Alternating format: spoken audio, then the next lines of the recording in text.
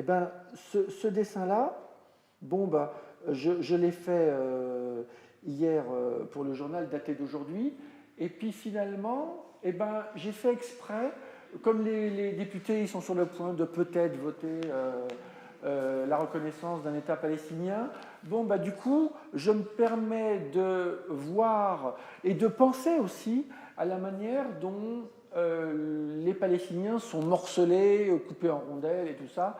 Et je trouvais que c'était bien aussi de mettre même une grue qui est en train d'installer des colons. Et donc, j'aime bien jouer avec tous ces... C'est un peu comme, vous savez, faire des dessins, c'est utiliser c'est comme une écriture, comme une syntaxe. On utilise des symboles. Par exemple, j'ai fait exprès de faire sortir l'os, comme ça, pour montrer le côté un peu trivial et un peu vulgaire de la situation des Palestiniens. Et puis, j'ai commencé par faire les petits... Puis après, je me suis dit, ah non, il ne faut pas que j'oublie de mettre un petit drapeau palestinien.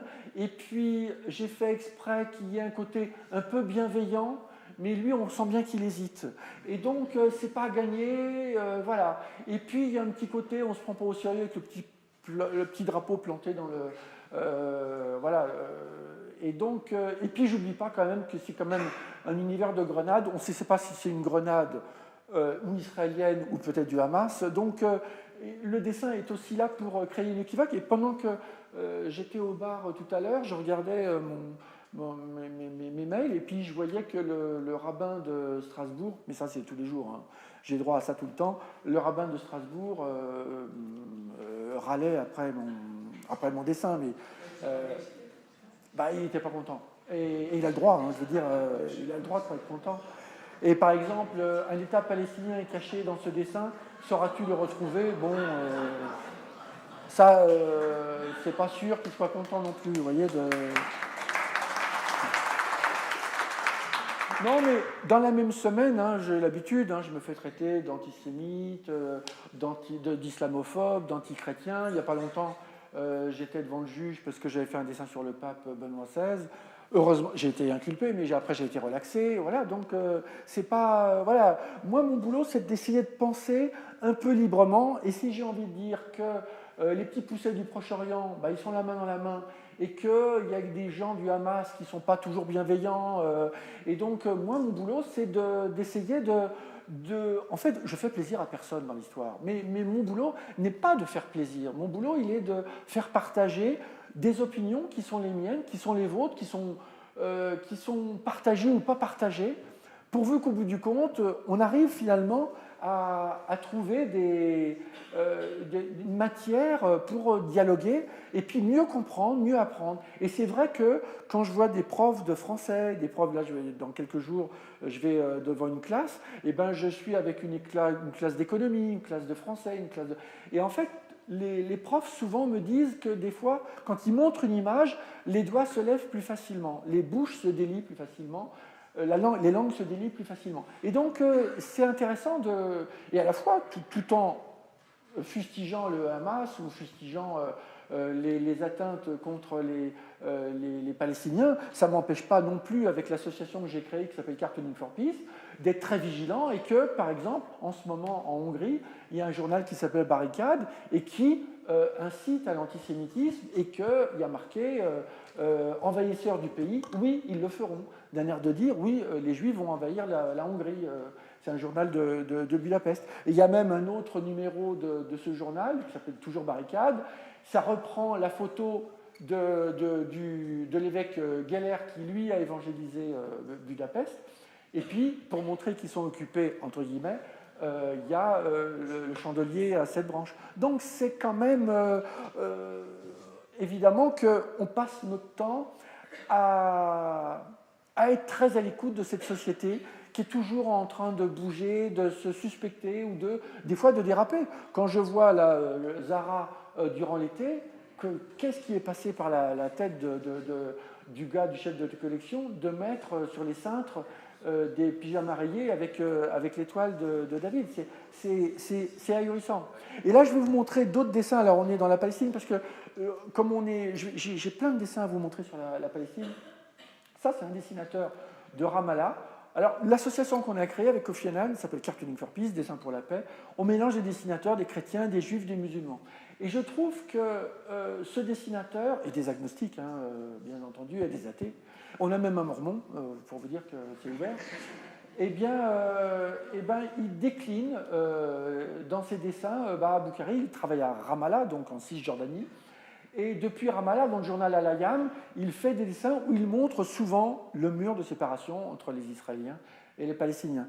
Et là où il est très fort, c'est qu'il se moque aussi du Hamas. Et là, c'est le leader du Hamas qui a été choqué. Il a cru qu'il était dessiné en singe, mais il était tout simplement en train de dessiner le multipartisme inexistant du côté de Gaza. Et donc, le Hamas, c'est le Hamas. Lui qui n'est pas d'accord à Gaza, il a intérêt à changer d'avis. Et donc, la pression a été telle que le Hamas a interdit le journal Al-Ayam, publié à Ramallah, a été interdit depuis 5 ans. Depuis exactement 2008, il est interdit à Gaza. Il est distribué en Cisjordanie, mais pas... Pour vous montrer les limites, parce que en fait, le thème que Jean-Michel et son équipe m'avaient proposé, c'était qu'est-ce que c'est qu'un scandale, des choses comme ça. Pour vous dire à quel point un scandale, ça peut tomber ou ça peut ne pas tomber. Là, je vais vous montrer un dessin, toujours fait par Baha Bukhari, et là, maintenant, on est à Jérusalem. On est à Jérusalem, il est invité par ses amis dessinateurs israéliens, et Baha Bukhari qui est là montre comment il décline le mur de... Donc, on était dans une salle de 400 personnes à Jérusalem. Moi, j'étais comme vous, j'étais dans la salle avec mon petit appareil photo. Et j'ai dit, mais attends, qu'est-ce qu'il me fait là Bukhari, je l'aime bien, mais il ne sait pas qu'on est à Jérusalem. Voilà. Et donc, je vais vous mettre son dessin. Je me souviens, je lui dis, mais t'es fou.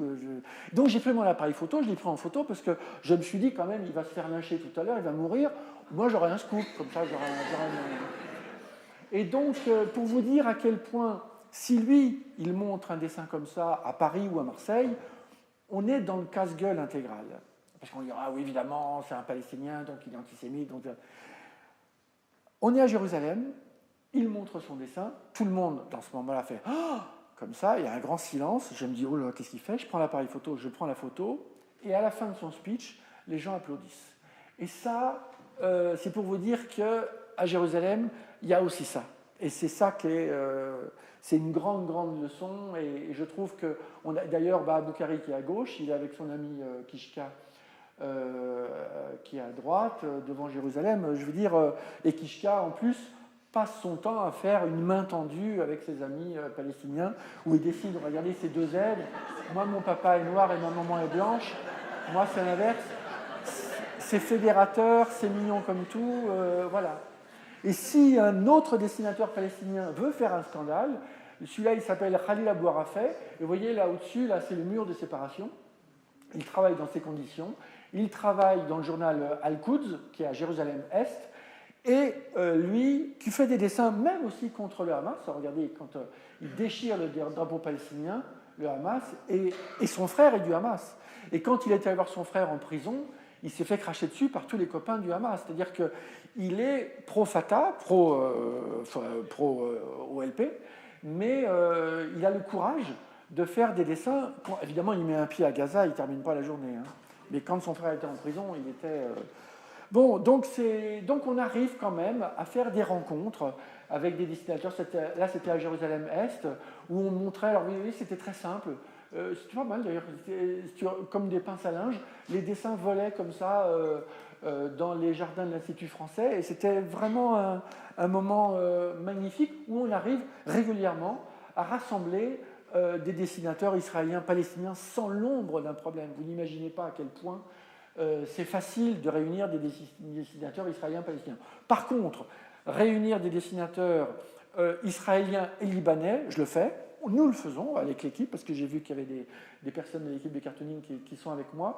Et si on le fait, c'est parce que les filles qui travaillent avec moi font un boulot considérable pour essayer de faire en sorte qu'on puisse rassembler ces dessinateurs de toute religion, mais qu'en plus, ils puissent retourner après chez eux, travailler sans encombre. Et ça, c'est pas toujours gagné. Donc on essaye de respecter aussi leur manière de travailler. Ça, c'est un autre dessinateur.